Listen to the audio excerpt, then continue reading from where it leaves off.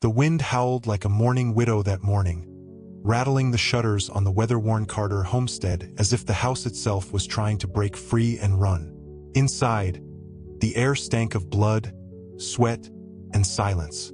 Ella Mae Carter lay motionless on the creaky straw-stuffed bed, her hair plastered to her forehead with sweat, her nightgown soaked and torn, a crimson stain spreading beneath her. In her arms, swaddled in the last of the clean rags, were two crying infants, twin girls, pink-faced, tiny-fingered, mewling for warmth and milk. She should have felt joy, relief, maybe even awe at the miracle of birth. But all she felt was cold. Not in her body that was on fire with the afterpain of labor, but in her chest, in the place where Thomas used to be, her husband, her protector, her quiet-hearted ranch hand who died 4 weeks ago under a stack of panicked cattle. The Carter name still echoed across this land, carved into fence posts and stitched into saddlebags. But without Thomas, it meant nothing to her. Not when the men riding up to the house now were his kin. She heard the hoofbeats first, 3 horses, heavy, fast. Then the clink of stirrups and the scrape of boots on dry dirt. The door flew open without a knock. Jedediah Carter filled the frame like a thundercloud. Long black coat, white beard, and eyes like polished stone. Beside him were his 2 eldest sons, Will and Clyde, both carrying rifles they didn't bother to lower. "Well?" Jed asked, not stepping inside. "What did you have?" Ella flinched at the sound of his voice. She'd barely slept, barely bled out. Her lips trembled. "2 girls," she whispered. "Twins." Will let out a loud groan and spat on the floorboards. Clyde shook his head and muttered something about curses. Jed's mouth twitched, but it wasn't a smile. "2 girls," he said again, like he'd bitten into something rotten. "Ain't that just like you?" Ella clutched the babies tighter. "They're healthy, strong. They look just like Thomas." "They ain't Carters," Jed barked. "Not without a son. You were supposed to carry the line, woman. Thomas gave you everything. A roof, a name, and you give us this." He took one heavy step inside. Ella tried to stand but collapsed, her knees too weak to hold her. Will moved faster than she expected, ripping one of the babies from her arms. The child screamed. Ella screamed louder. "Don't!" she shouted, crawling after him, blood soaking her nightgown. "Don't touch her!" Clyde grabbed her by the shoulder and shoved her back against the wall. Her head slammed into the wood with a crack. Stars burst behind her eyes. Jed looked down at the second twin, still in her arms. "You'll give those girls over now," he said coldly. "We'll find homes for 'em. What we won't do is let Thomas Carter's land get chopped up between 2 future whores." That word hit like a slap. "I'm their mother," Ella gasped. "You can't take them from me." Will laughed. "You think that means something now Thomas is in the ground?" The baby in his arms wailed, her little face turning red. Ella reached toward her, sobbing. Jed had had enough. He nodded to Clyde. "Teach her not to talk back." Clyde backhanded her across the face. Once, then again, then kicked her square in the stomach. Like this story so far? If it's pulling at something in your chest, or if you just love a good Wild West mystery, go ahead and like this video, subscribe, and hit that bell icon so you never miss the next chapter. And tell us in the comments, where in the world are you watching from? We love seeing how far these stories ride. Now back to the tale. Ella screamed, curled over the baby she still held, shielding the child with her body. Blood dripped from her nose, her lip, the gash in her scalp. Her cries were raw animal, but she didn't let go. And that's when the boots stopped moving. A new voice rang out, low, steady, and dangerously calm. "Let go of the baby." The Carter men froze. Will turned slowly, still holding the child. "Who the hell?" The man standing in the doorway wasn't big, but the way he held his rifle made him larger than any of them. Dusty duster, faded hat, leather gloves, his face shadowed by the brim. Jed sneered. "Ain't your business, stranger." The man stepped inside. "You're making it mine." Will shifted the baby to one arm and reached for the revolver on his hip. The stranger didn't wait. One shot. The bullet ripped through the top of Will's hand, sending the gun skittering across the floor. The baby fell, but into the stranger's arms. He caught her like he'd done it 100 times before. Will screamed, clutching his bleeding hand. Clyde raised his rifle, but Jed barked, "No!" The stranger adjusted the crying baby in his arm and looked down at Ella. "You all right, ma'am?" She didn't answer. She couldn't. Her body was shaking, her mouth open in silent pain, but she nodded once. "Good," the man said. Then he turned to Jed. "You're gonna leave now. Take your bastards with you." Jed's face twisted into something almost feral. "You've made a mistake." The stranger didn't blink. "I've made worse." Jed glared for another long second, then gave a sharp nod to Clyde. Together, the three Carter men backed out the door. But Jed left one final warning. "This ain't over." The stranger waited until their horses galloped off, their dust choking the morning air. Then he set the baby down gently on a clean corner of the bed, knelt beside Ella, and looked her in the eye. "You got a name?" he asked. Her voice was hoarse. Ella May Carter." "I'm Caleb Rowe," he said. "You need a doctor." She closed her eyes. "Can't pay one." He stood, looking around at the broken furniture, the blood on the floor, the wreckage left behind. "Well," he said quietly, "you can't stay here either." Ella forced her eyes open, confusion flickering behind the bruises. "You're coming with me," Caleb said, firm but not unkind. "You and those girls. You stay here, they'll kill you." Her lips trembled. "Why would you help me?" He looked down at the baby clutching his finger, her cries dying into hiccups. "I've seen too much hurt in this world," he said, "and I won't ride past another woman left to die." Tears slid down Ella's cheeks. "I got nothing, mister. Not a cent." Caleb shrugged. "Ain't a skin for one." He helped her up slowly, wrapped her in a coat, and bundled the babies in a saddlebag lined with wool. As they rode away, her barely upright in the saddle, the twins nestled between them. The Carter ranch disappeared behind them. And somewhere out in the canyons, where the wind didn't carry blood and screams, a new life waited. Ella didn't know if she believed in hope anymore. But that morning, she followed a man with fire in his eyes and steadiness in his hands. And for the first time since Thomas died, she didn't feel alone. She felt like someone was watching the road with her. And maybe, just maybe, standing between her daughters and the devils who'd rather see them buried than free. They didn't speak for a long time. The desert stretched out before them like a sea of silence, broken only by the soft breath of the wind and the occasional whimper from one of the babies tucked inside Caleb's saddlebag. The sun was high now, scorching the earth, casting long shadows that seemed to chase them as they rode. Ella clung to the saddle horn with trembling fingers. Her body throbbed in waves of pain, her ribs, her back, her face. But it was the ache in her chest that hurt most. An emptiness, a weight, like everything she'd ever known had been peeled away and burned in front of her. She looked sideways at Caleb. He rode tall, quiet, his jaw clenched and eyes forward, as if daring the road ahead to give him trouble. They didn't know each other. Not truly. She knew his name, Caleb Rowe. She'd heard it once or twice in town. Folks called him a drifter, ex-soldier, a man with a past. No wife, no home. The kind of man who disappeared as quick as he showed up. And yet, there he was, riding away from the only home she had, with both her children in tow, like it was the most natural thing in the world.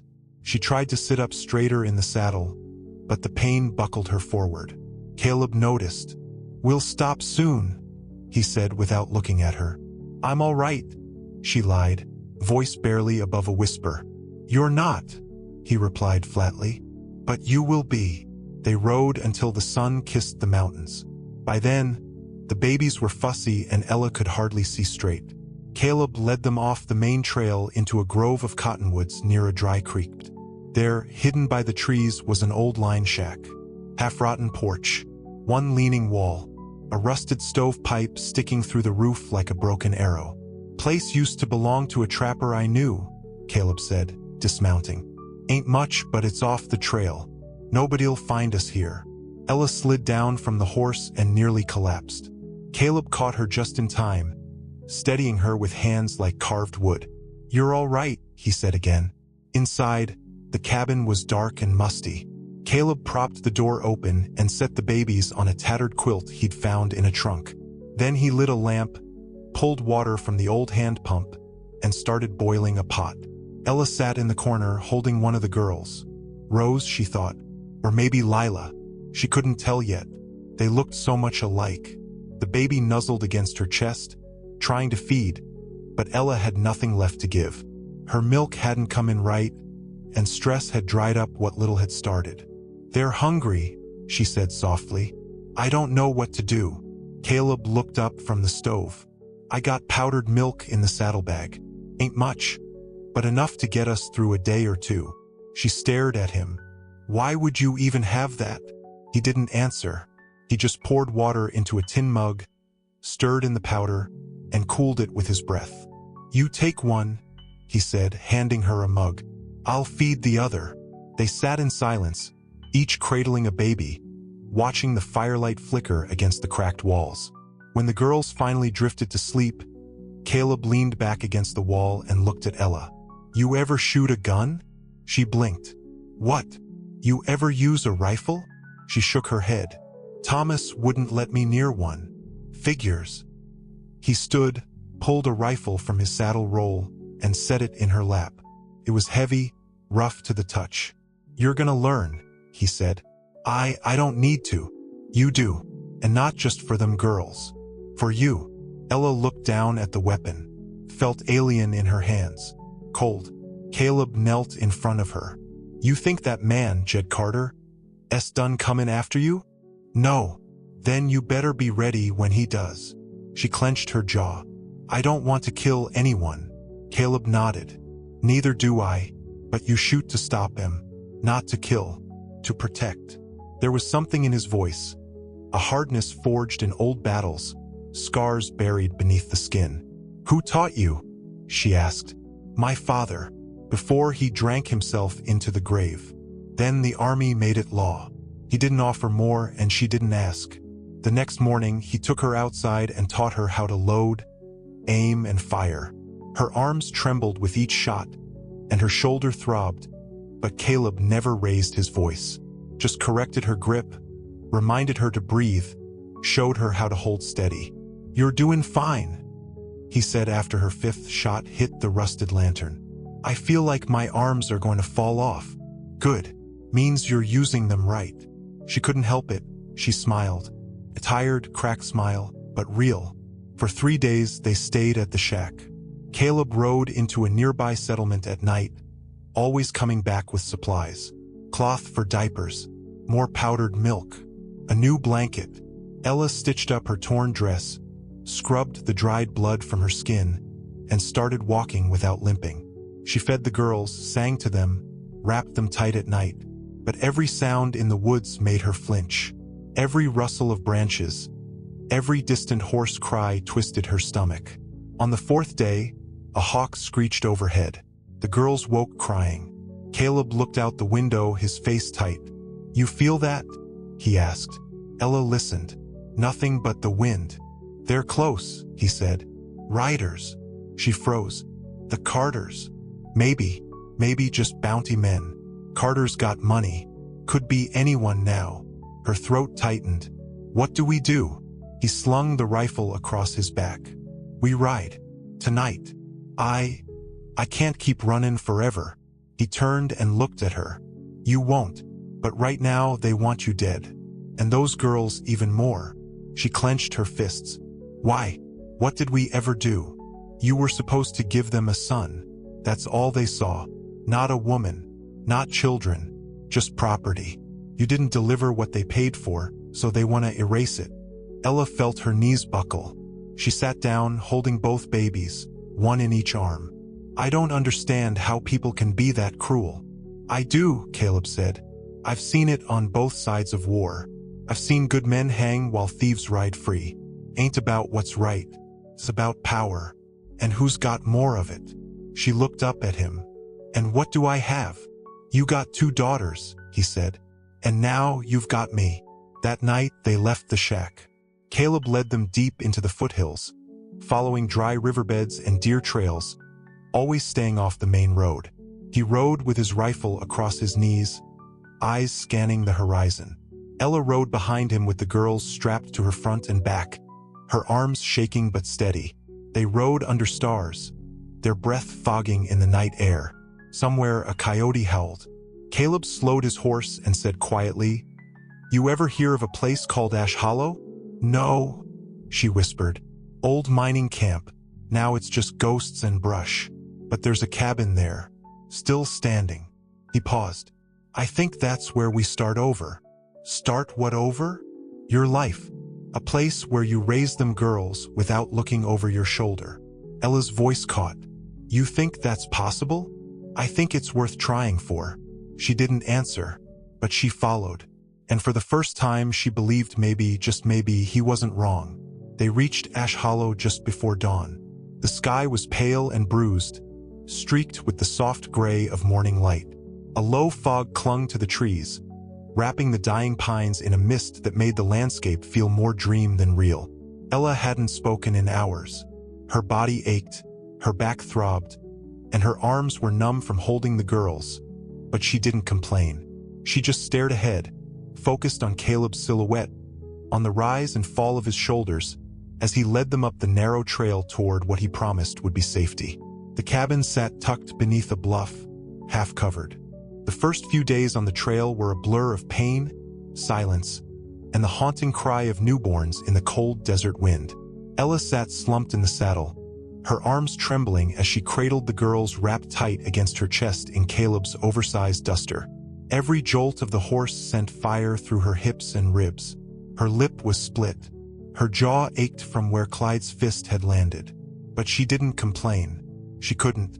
She was holding on with nothing more than the thin thread of instinct, of raw will, because now she wasn't just surviving for herself. She had 2 tiny lives pressed to her skin. Caleb rode in silence most of the time, his wide-brimmed hat low over his face. He spoke only when necessary, his voice calm, steady, never asking her for more than she could give. When they stopped, he built the fire. When the girls cried, he helped heat milk from the tin he'd packed and offered it in an old leather pouch, coaxing them like a man who'd done it before. Ella watched him in those quiet moments. The way his hands moved with a kind of sorrowful gentleness. The way he stared into the fire like it was holding some kind of memory he didn't dare touch. On the 3rd night, they made camp in the ruins of a long-abandoned mining shack, half buried in red dust and bramble. The wind howled through the holes in the walls, but it was better than sleeping out in the open. Caleb secured the horses, built a fire from broken rafters, and handed her a cup of strong black coffee boiled over the flame. Her hands shook as she took it. "Name them yet?"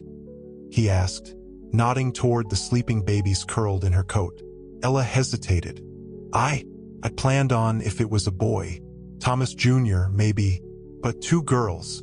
"You can still give him strength," Caleb said, poking the fire. "Names matter, especially out here." She stared at the babies, her voice cracking. "Lila and Rose." He nodded once. "Good names."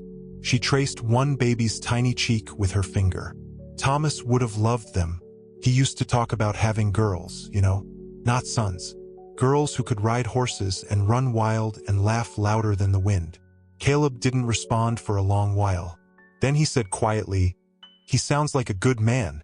"He was," she whispered, the ache in her throat climbing fast. "His father never approved of our marriage. Said I was too poor, too stubborn. I think he hated me from the start. And after Thomas died, She stopped, her breath hitching. "You don't owe me the story," Caleb said. "No," Ella said firmly. "You saved my life. You should know what you stepped into."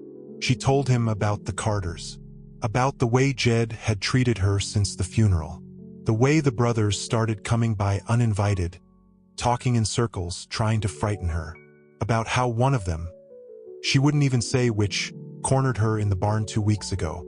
"I got away before anything happened," she said, swallowing hard. But they would have taken the land if I hadn't stood firm. And when I went into labor, they waited until I was weak. Caleb stared into the fire, jaw tight, his hand clenched around a stick until it cracked. "I'm sorry," he said finally. "You deserved better than that." "I ain't sure what I deserve anymore," she muttered. He looked at her then, and his eyes weren't pitying. They were steady, like he saw her clearly. "You deserve peace," he said, "and I'll see you get it." The fire snapped, and in the dim glow, she saw a flicker of something in him. Rage buried under control, pain shaped into purpose. She nodded slowly. "Then I'm coming with you." They traveled for 4 more days, riding through canyons that turned to icy gullies at night and dry riverbeds by dawn. Ella grew stronger. The swelling in her face went down. Her hands stopped shaking. She nursed when she could, fed the babies when she couldn't. She even cracked a smile when Rose hiccuped in her sleep, lips puckering like a fish. Caleb led them up into the hills northeast of Red Rock, where the pine trees grew thick and the snow hadn't yet melted. He guided them to a rundown cabin built near the base of a cliff, an old trading post long forgotten, hidden behind a wall of rock and brush. "This is yours?" she asked, amazed. "Found it a few years back," he said, tying the horses. "Needed somewhere the world wouldn't find me." He let her rest while he hauled in wood, cleaned out the cobwebs, and patched holes in the roof. Over the next 2 days, the place began to feel like something more than a hideout. Felt like a beginning. On the 5th night, the girls wouldn't stop crying. Ella tried everything, rocking, feeding, singing, but their little bodies shook with gasps and tiny wails. She felt her nerves cracking. She hadn't slept in days. Her breasts were sore, her eyes burning. Caleb stepped in, gently taking one girl into his arms. He bounced her slowly, humming something deep and soft. "What are you singing?" Ella asked hoarsely. "Just something my mama used to hum," he said, "before the cholera took her." The baby quieted in his arms, her hiccups fading into sleep. Ella collapsed into a chair, watching him. "You got kids?" He shook his head. "No, I had someone once. Before the war." She waited 3 years. Then a raiding party hit her wagon train. She was gone by the time I got home. The silence stretched between them like a wound. "I'm sorry," Ella whispered. He nodded, not saying more. The next morning, Caleb came in from the trail with a strange look on his face. "Someone's been asking around town," he said, "looking for a woman with twins. Says she kidnapped Carter Blood." Ella froze. "Jed." He nodded grimly. "Offered a bounty. $200, dead or alive." Her knees nearly buckled. "He wants me dead?" "He wants control," Caleb said. "And he wants people too afraid to stop him." She stared at him, fear crawling under her skin like ice. "What do we do?" "We survive," Caleb said. "And we prepare." That afternoon, he took her behind the cabin and set up targets from broken bottles and rusted cans. He handed her a small revolver, light enough for her weak wrists. "I can't," she said, staring at it. "You can," he said. "You're a mother now. That means there ain't no such thing as can't." She took the gun. Her hands shook. Her first shot missed by a mile. He didn't laugh, didn't scold, just reloaded and told her to breathe slower.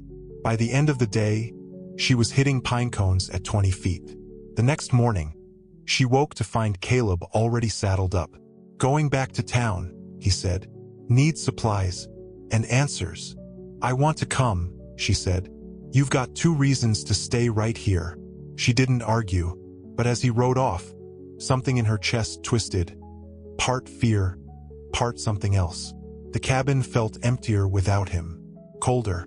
She held the girls close and rocked them by the fire, whispering promises she wasn't sure she could keep. "I'll protect you," she told them over and over again. "No one will ever touch you again. Mama won't let them." When Caleb returned 3 days later, his jaw was clenched tighter than she'd ever seen it. "What happened?" she asked. "I saw your brother," he said. Ella's heart skipped. "Jesse." "He's a deputy now," Caleb said. still loyal to the badge. But he didn't seem convinced you were a criminal. I told him everything. Showed him the bruises. Her eyes filled with tears. What did he say? He wants to meet. In secret. He said he found something. Something that could change everything. Change how? Caleb's eyes narrowed. Said Thomas left a letter. A will. One Jed Carter buried before anyone saw it. Ella's breath caught. You think it's real? I think it's worth finding out. She looked down at her daughters sleeping peacefully, unaware of the storm still chasing them. And for the first time, Ella didn't feel like a fugitive. She felt like a woman about to make the world answer for what it did to her. The sky over Red Rock was a dull, iron gray the day Caleb rode back down to meet Jesse. Clouds hung low like a ceiling about to fall. The wind smelled of dust and thunder. Ella stood at the cabin door, holding Lila against her chest, watching him disappear into the pines with her heart clenched like a fist. She hated letting him go alone. Since the moment he'd pulled her off that blood-stained floor, she hadn't once felt this kind of fear. Not for herself, but for him. Caleb had a way of making danger look far off. But the deeper they sank into the Carter family's warpath, the closer death felt. And now Jesse, her baby brother, once a wiry boy with skinned knees and big dreams, was walking the same razor edge between blood and justice. That night she couldn't sleep. Rose fussed in her arms, restless from the cold. The fire crackled low in the hearth. Ella wrapped both girls in her shawl and sat rocking in the creaky wooden chair Caleb had fixed for her. Outside, the trees groaned, branches scraping the roof like fingernails. Every sound felt sharp, intrusive. Every gust of wind had her reaching for the revolver beside her. She thought of the look in Caleb's eyes when he mentioned the letter, Thomas's letter. Her husband, her anchor. She hadn't cried for him properly since the funeral. Everything after that was survival. But now, the thought that he might have tried to protect her even in death, that he might have known his family would turn, that he left something behind to shield her and the girls, it made her throat tighten until she couldn't breathe. She pressed her lips to Lila's forehead, whispered promises through tears. I won't let them take you. Not you, not your sister. I'll burn the whole damn valley before I let them. The following evening, just as the last light was draining from the sky, she heard the sound of hooves. She rose fast, heart in her throat, revolver already in her hand. The shape emerged slowly from the trees, one rider, slumped slightly in the saddle. For one terrifying second, she thought it was Caleb's body. Then he straightened, waved weakly. She ran. By the time she reached him, he was sliding off the saddle, his coat soaked through with rain and streaked with something darker, blood. Not his own. Not all of it, at least. Caleb, she breathed, helping him toward the porch. What happened? He grunted, one hand pressed to his ribs. Town got hot. Ella got him inside, stripped off his coat and saw the wound. A graze along his left side, bloody but not deep. She cleaned it with shaking hands as he explained between grimaces. Jesse met me out by the old well house. Brought the letter. You saw it? He nodded. Thomas left it with the church pastor. Had it sealed. In it, he names you the sole inheritor of everything: land, stock, house. Doesn't matter if you had boys or girls. He wanted it all to go to you. Ella nearly dropped the cloth in her hand. He knew, she whispered. He knew what they were. Caleb's eyes met hers, fierce and tired. Jed must have got wind of it after the funeral, threatened the pastor into silence, burned the church records. Jesse had to bribe an old altar boy to dig through the grave papers just to find a trace of it. And now Jed knows? Not yet, but he will. She stood and began pacing. We have to take it to someone. A judge, a marshal. He's got them in his pocket, Caleb said quietly. But Jesse's trying to pull in a federal officer. He needs time. Until then, we lay low. Ella stopped pacing. How long until they find us? They will, he said. Sooner or later. A cold weight dropped into her gut. Then we make it not worth the fight. Caleb looked up. What do you mean? We let Jed know we're not afraid anymore. We fight back, not with bullets yet, with truth. He narrowed his eyes. You're talking public. I'm talking loud. She stepped closer, eyes blazing. We send Jesse copies of the letter. We get people talking. We tell your story, mine, the girls. We don't hide. Caleb stared at her like he was seeing her for the first time. You're not that woman on the floor anymore, he said. No, she agreed. I'm not. The next few days were a whirlwind. While Caleb recovered, Ella wrote letter after letter, detailing her treatment, naming the abuse, the beatings, the land theft. She kept it measured, careful, undeniable. Jesse returned under darkness with the original letter in hand and took 3 copies with him to send east. 1 to the circuit judge, 1 to the Red Rock Gazette, and 1 to a preacher known for exposing land disputes. If he gets wind of this, Jesse said, Jed's empire starts to crack. You trust him? Caleb asked. Jesse looked at Ella. I trust my sister. They embraced for the first time since Thomas's funeral. He held her longer than she expected, like a man who'd finally remembered where he came from. But it didn't take long for the storm to break. 2 nights later, while Caleb was chopping wood just beyond the cabin's edge, a shot rang out, loud and fast. The bullet split the tree trunk beside him. He dropped and rolled, gun already in hand. Ella ran out the door with the rifle. From the tree line, 3 riders pulled back, cloaked in dust and moonlight. We just want the letter, Carter girl, one of them shouted. You give it to us now, and we'll leave you and your bastard babies in peace. Ella raised the rifle. Come take it then. Another shot cracked through the air, grazing the porch rail beside her. The girls inside screamed. Caleb fired once, clean and sharp.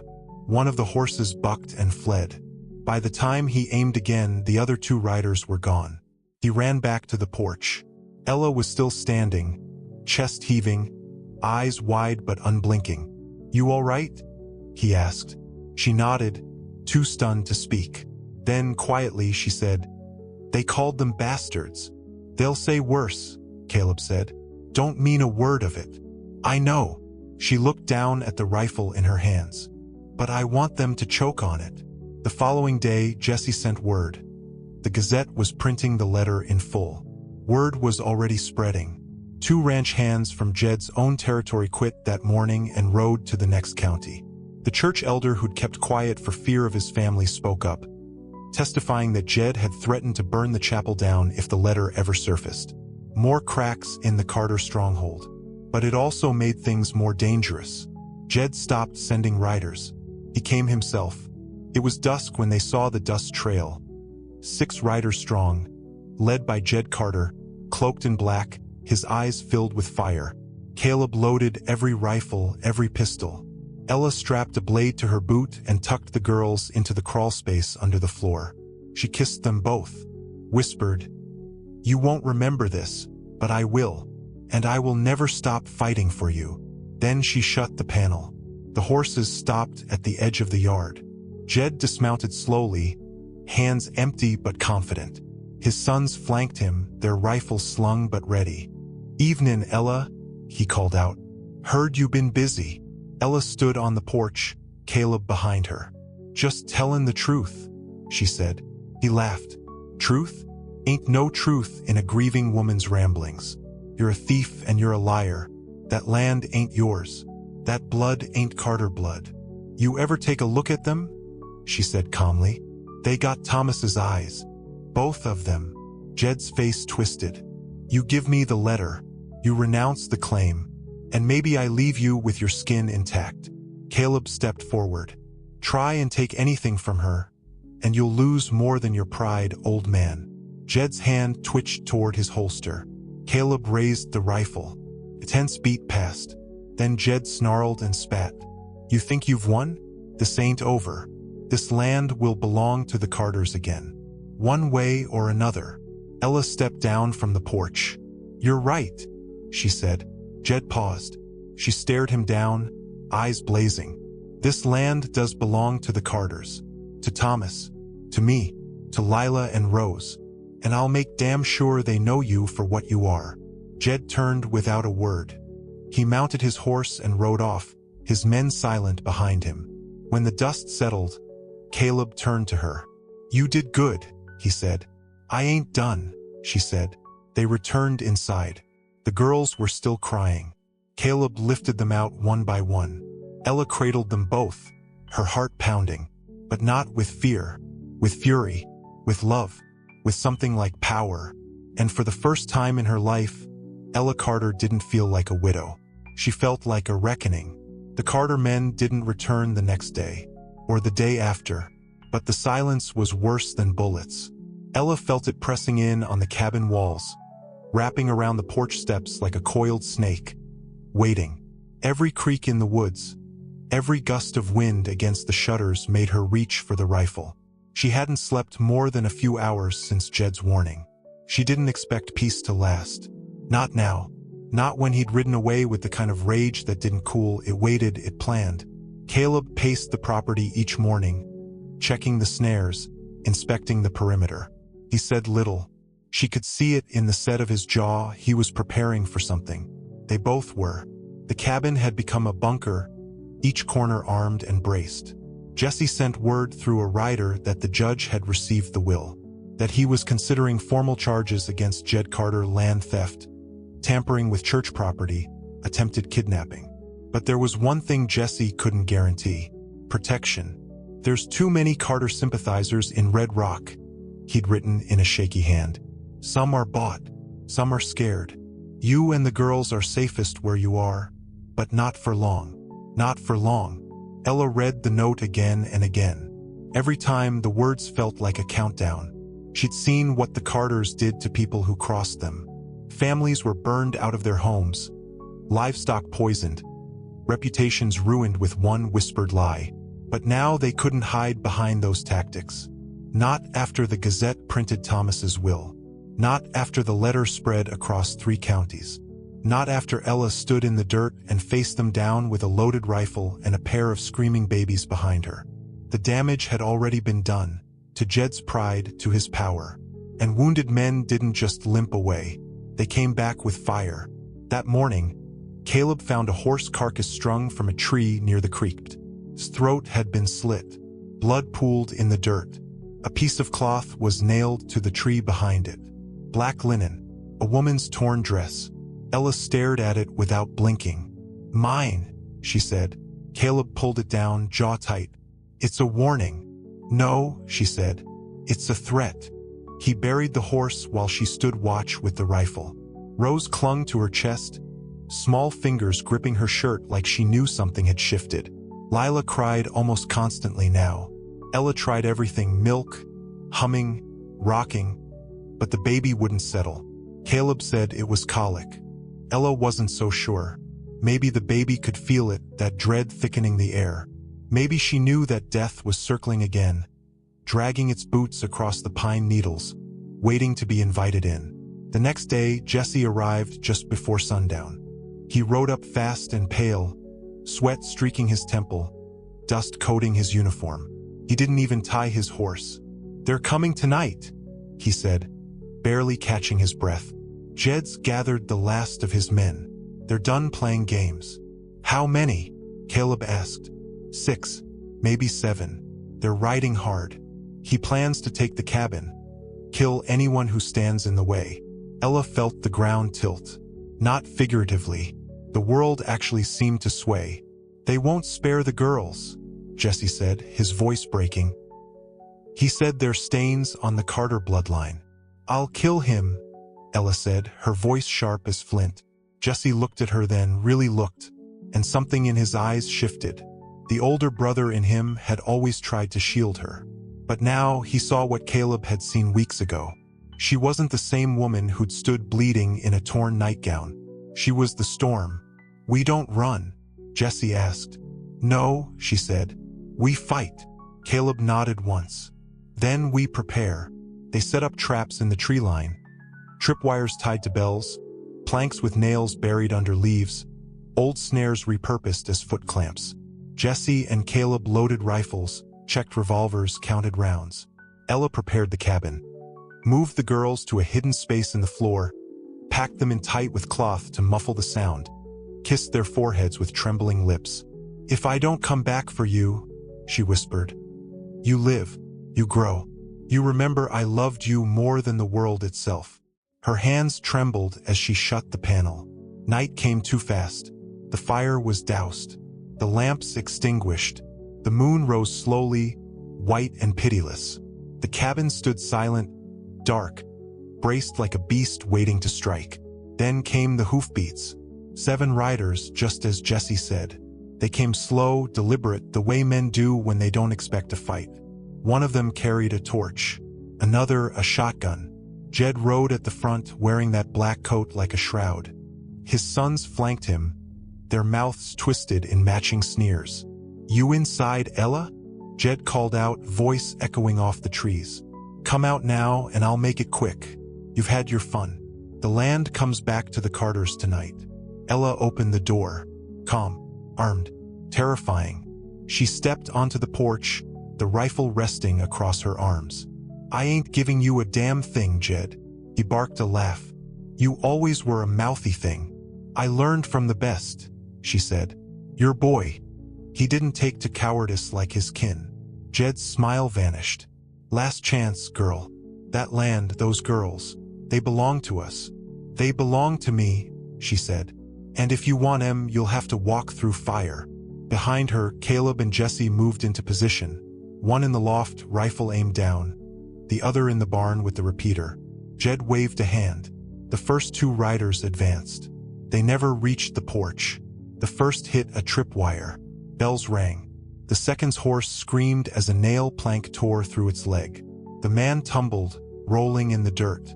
Caleb's rifle cracked. One dropped. Jesse's shotgun thundered. Another fell back, screaming. Ella fired next, hitting a rider's shoulder clean through. Blood sprayed the dirt. Jed shouted, ducked behind a tree, returned fire. Bullets tore through the cabin walls. Wood splintered. A lamp shattered inside. Smoke filled the porch. "Jesse!" Caleb called out. "I'm good." A rider broke left, trying to flank the barn. Caleb saw it and took him down with one clean shot. Ella stood fast, returning fire, lips drawn tight. One of Jed's sons charged the porch with a hatchet raised.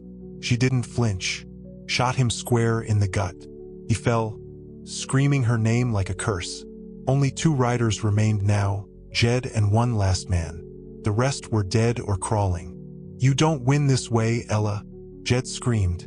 "You're just a whore with a gun." "I'm a mother," she shouted back. "And I've already buried worse than you."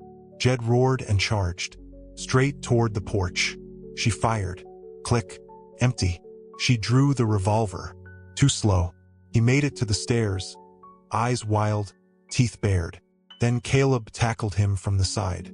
They crashed into the dirt, fists flying, both men grunting, choking on dust and rage. Jed reached for his knife. Caleb blocked it. The blade nicked his arm. Blood smeared the ground. Ella rushed down, revolver raised.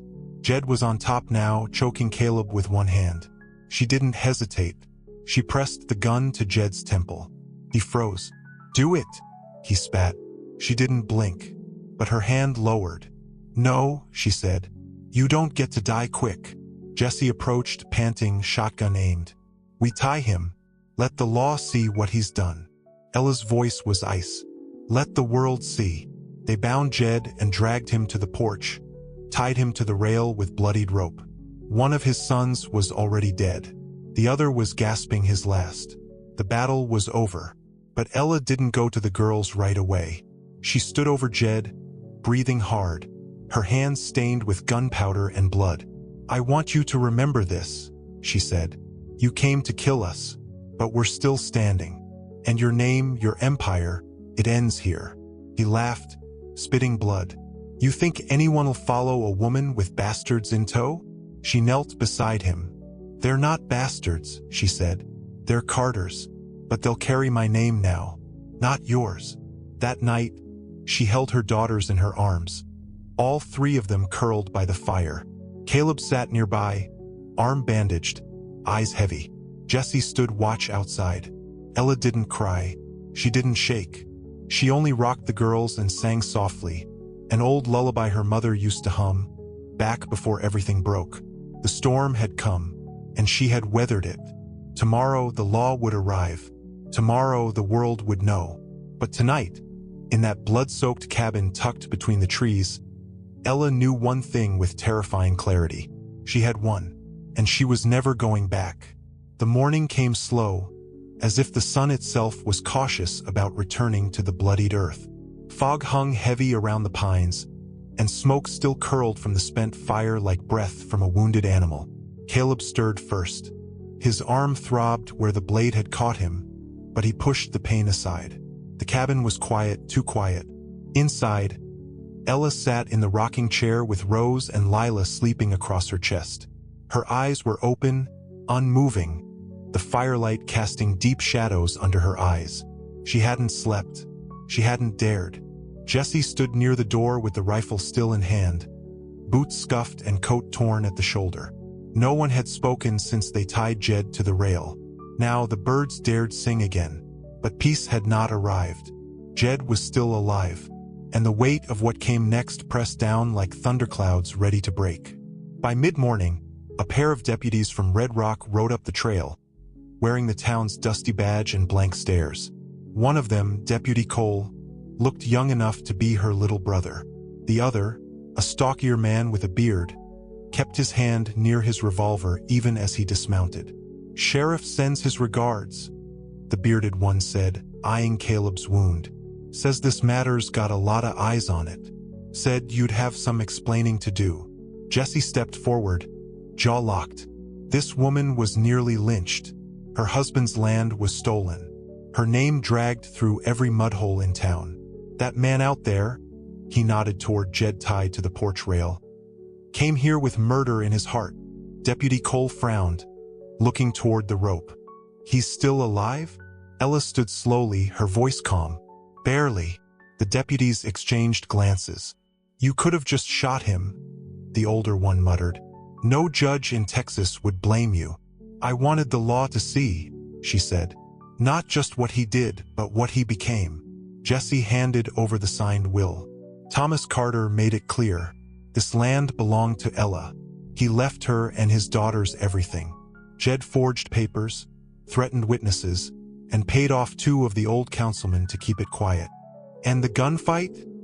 the deputy asked, glancing at the porch again. "They came at night.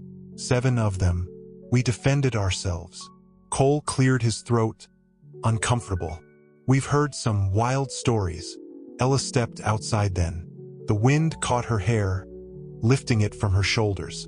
She walked right up to Jed Carter, bloody, bruised, sunken-eyed now. He'd been tied there all night, slumped against the post like a warning hung in flesh and bone. "You have something to say?" she asked him. He looked up at her, red-eyed and bitter. "You think they'll see you as a hero, girl? This world don't change for people like you. Women get beat, widows get ignored, and girls like yours? They grow up to hate you for what you couldn't stop." Ella knelt beside him again, not gently, slowly, with purpose. "My girls will grow up knowing I burned the devil's house down to protect them," she said, "and that I made him watch it fall." Jed spat blood at her boots. "You won't last. No woman runs a Carter ranch." "I'm not running a Carter ranch," she whispered. "I'm building something new, and your name dies here." Deputy Cole cleared his throat again, clearly rattled. We'll take him back to Red Rock. The judge will want a hearing. Might even go to Austin." Jesse nodded. "He'll live to see the bars close behind him. That's more than he offered us." The deputies loaded Jed onto a horse, tied and gagged, and rode off slow down the trail. Caleb stood on the porch beside Ella as they vanished into the trees. "You should have killed him," he said. "Would have been easier." "I wasn't raised to make life easy," she said. She turned and walked inside, her arms trembling just slightly now that the danger had passed. But safety, she would learn, was not the same as peace. Over the next few days, word spread like wildfire. The widow at Ash Hollow, the Carter heiress, the mother of twins who shot 5 men and brought Jed Carter to his knees. Some stories made her a hero, others a monster, but all agreed on one thing. She was alive, and she had not backed down, and that was enough to make her dangerous. The first visitors came 3 days later. A pair of women, widows themselves, both from a settlement past Stillwater. They brought bread and soap and offered to help fix the shutters. "We heard what you did," the older one said. "We ain't got much, but we got hands." Then came the preacher's wife from Red Rock, carrying spare blankets and a letter from her niece who'd read about Ella in the papers. By the end of the week, 5 more women arrived, 2 with their children, 1 with a brother she swore could fix the barn roof in half a day. They camped by the stream, brought chickens and tools, shared what they had. It started to feel less like a cabin in the woods, and more like a beginning. But for every kind soul that appeared, a shadow soon followed. One night, someone fired a warning shot through the front window. The next, someone left a burned cross at the creek. Ella refused to run. She armed the porch, kept the rifle loaded, asked Jesse to stay close and Caleb to teach the others how to shoot. The women called the place Widow's Edge. Ella didn't argue, even when the judge in Red Rock summoned her for testimony. Even when the Carter family sent a distant cousin to claim inheritance rights. Even when threats came in the mail written in smeared ink and hate. She stood her ground. They rebuilt the barn, painted the cabin, set up fencing for the livestock the preacher's wife helped purchase. A traveling schoolteacher came to stay, promising to teach the children how to read and count and never bow to a man who called them less. Caleb watched Ella through all of it. How she woke before dawn to feed the girls. How she worked the soil with blistered hands. How she stood taller now than ever before. One evening, he brought her tea and sat beside her on the porch. "You've built something here," he said. "No," she replied, holding Lila close. "We did." He looked at her for a long time. "I know Thomas asked me to watch out for you, but I don't think he realized something." She tilted her head. "What's that?" "That you were never the one who needed watching."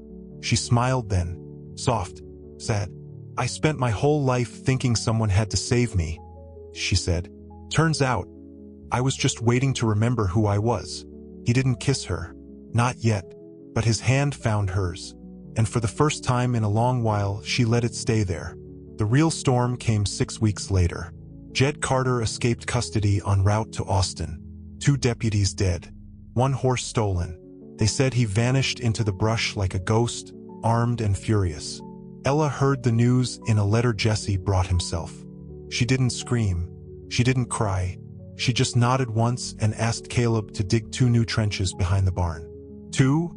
he asked. "One's for him," she said. "The other's for whoever he brings with him." They prepared again.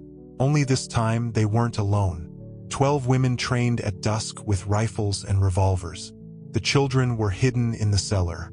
The horses tied behind the ridge with emergency supplies. Caleb reinforced the windows, and Jesse brought extra ammunition. They waited for days. No one came. Then, just before dawn on a Friday morning, a figure appeared at the edge of the tree line. One man, tattered, bleeding, Jed Carter. He staggered forward alone, gun in hand, barely able to lift his arm. Ella stepped outside with the rifle aimed. "I ain't here to fight," he rasped. She didn't lower the weapon. "I just wanted to see what you built," he croaked. "Wanted to see what all this cost me." She said nothing. "You ruined me," he whispered. "No," she said. "You did that yourself." He dropped to his knees. His gun fell to the dirt. "I ain't got nothing left," he mumbled. "No name, no sons, no land." "Then maybe," she said, lowering the rifle just an inch, "you finally understand what it means to be a woman in your world." He looked up at her, empty, broken. And then, with one last bitter breath, he collapsed, dead before he hit the ground. Ella stood there for a long moment, staring at the body in the dirt. Then she turned to Jesse. "Burn him," she said. "Scatter the ashes at the edge of the creek." Caleb stepped beside her. "And the second trench?" She looked back at the cabin, where her daughters slept beside a dozen other children who would grow up never knowing the name Carter meant fear. "We'll plant something," she said. "Wildflowers. sunflowers, something that grows toward the light. And that was how the widow's edge truly began. Not with death, but with the choice to live beyond it. If this story gripped your heart, don't forget to like, subscribe, and hit the bell so you never miss a tale of justice, courage, and resilience from the Wild West. Got thoughts about Ella's journey or what you'd do in her boots? Drop a comment below, we read everyone. And remember, in a land where the law rode late, sometimes the strongest revolutions began with a mother's will to protect. More untold stories of grit and revenge coming soon.